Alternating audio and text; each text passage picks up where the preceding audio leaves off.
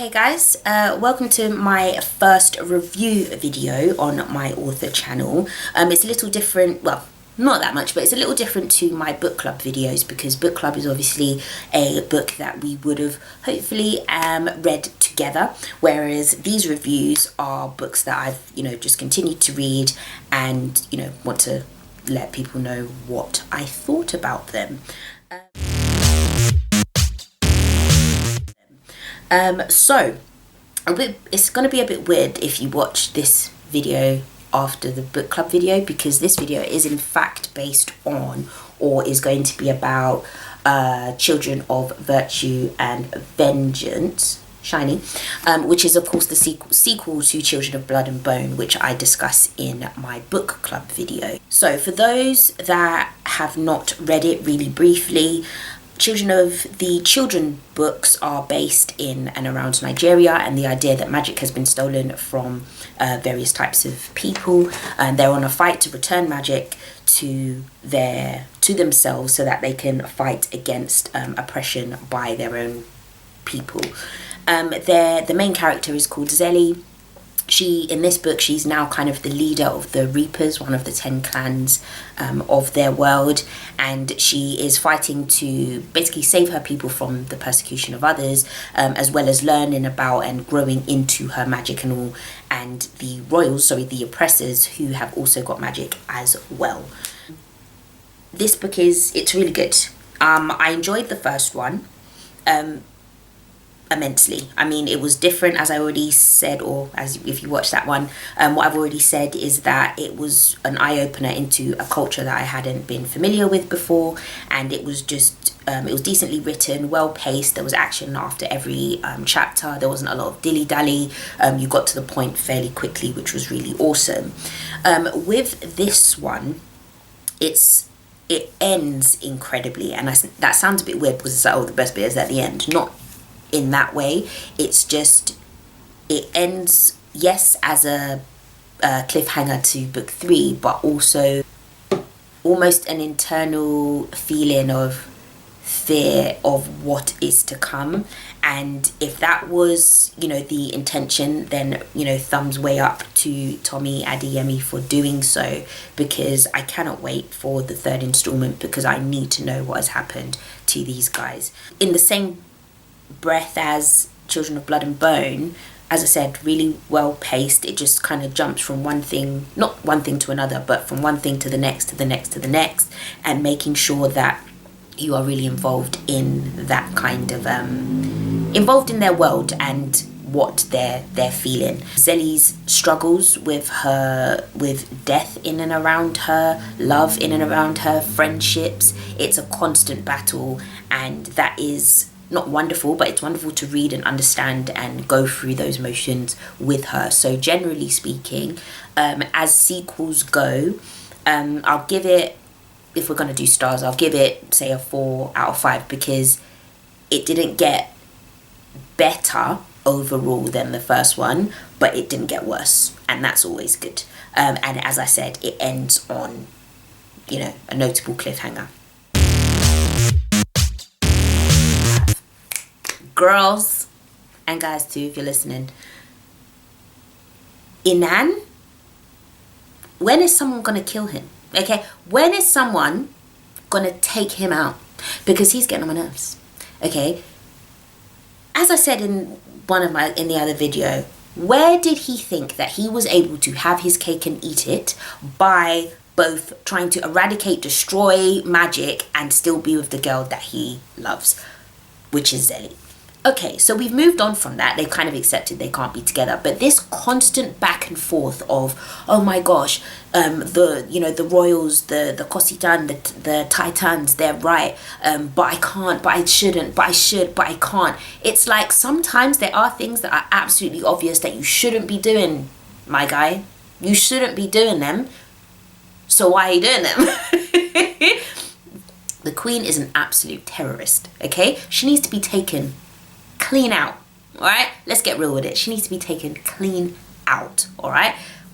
But he's constantly battling with her, and it doesn't make sense, because you at one point go to make peace you see the person coming towards you to want to make that peace, so Zélie and your sister, and they come together to try and ignite that peace. Your mother messes it up, and you still think the Magi were wrong for defending themselves so epically and loudly by using the burners and using the cancers and using the reapers to take people out, and the welders, and what's the other one?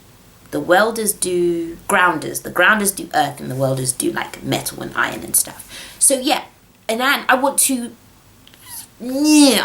throttle him. I want to take his head off, because he doesn't seem to be learning or accepting or understanding that this fight is bigger than him. He's weak. He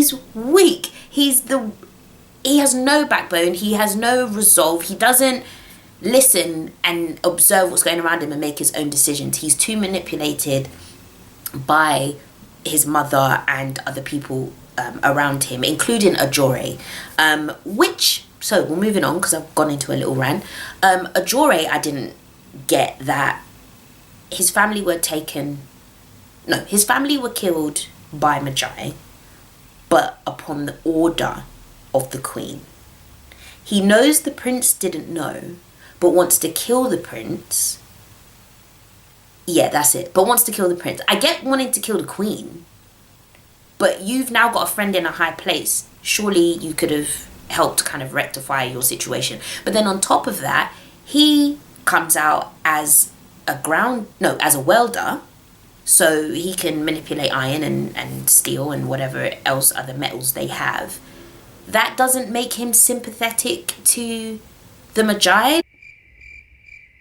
Like, you now are one. Oh, well, you're a Titan, but you now are one. I didn't understand how he didn't have any sympathy or empathy with the other side now that he became the other side.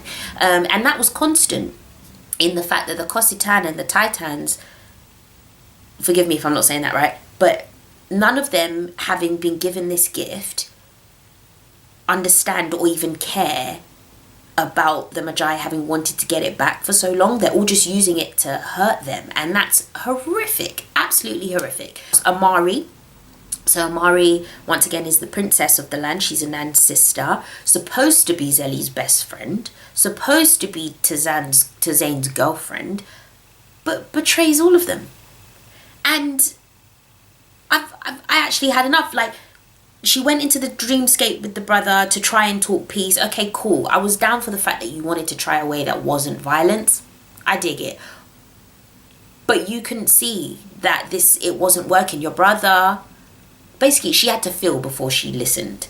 Zélie told her, well, as soon as it's easy, he'll do what he needs to do. But as soon as it's hard, as soon as it's going to cost his own life or his own issues, suddenly he don't have backbone. This sister's mad. In the beginning, she was cool. I was on her side. She was, one of the faves. But at this point, Amari needs to die too. And I'm really pissed off that she didn't die instead of Mama Agba. Okay? I cried. Mama Agba, like, she sacrificed herself, and it was, it was beautiful in the way that she ascended and all this stuff. But it wasn't fair. Mama Agba could have lived to see, a few more years. She could have seen them rise, But she didn't get to because Amari wants to live. No. Okay? No. You, Amari, are a betrayer. Okay? You are a betrayer. When Mazeli, I'm not sure how you pronounce that again. When Mazeli died, I cried, guys. I really, really cried. It really touched me here. I understood, why someone had to be taken. But at this point, it's just like, so many people were being taken, and Zélie was using so much, and I know Mazeli was too much for her to deal with, as such that she put herself in danger by trying to save Rowan. And I mean, him getting a new arm and stuff, cool, whatever. But I felt that one. Mama Agba, she was old, it's fine, she could have taken her time, but Zélie was a hard one to swallow. Speaking of Rowan,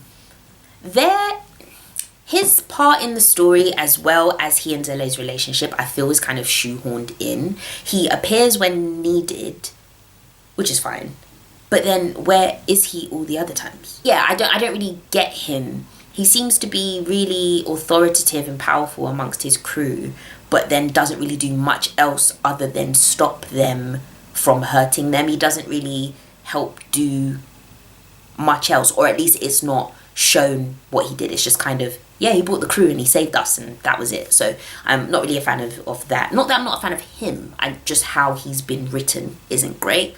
He and Zelly's romance, I do want to see it blossom, simply because I want her to be with someone other than Inan. I mean, if a new guy comes into the book, at this late stage, probably not, but if a new guy comes into the book that will really understand who she is and what she's about and come from the same place as her in terms of being a Magi, then I'm here for that. But if it's, please don't go back to Inan. I don't care that you love him. He's not worth it, babes. Listen to your girl. I'll keep it real with you. He doesn't deserve you, okay? And then lastly, before I go off into the ending really struck me. So as I said, this is for people that have read it. The ending, the last words are, there's no Orisha at all. All that surrounds us is open sea. As I stare at the never-ending waves in every direction, a coldness like I've never known freezes me from my core. Someone has stolen us from our land, and I have no idea where we're going. That, obviously, considering what Tommy's author note was from the very first book, is alluding to slavery. It's alluding to the fact that we might have thought this was kind of like an ancient time, maybe, more of a fantasy time, and I would absolutely lose my entire shit if I found out that this was just what they were doing in like 1700 and something, and it turns out that they're being transported to the new world. It probably won't be that, but imagine how amazing that would be. Like, it'd be some Inception thing, like to know that Africans, blacks of the diaspora, were living entirely fantastical and amazing lives before the interruption and pillage and rape by the other. I think that would be absolutely amazing. I think that would be incredible, and for that purpose alone, we need to know what's going on in number 3, guys. Like, we need to know. I'm so excited for this.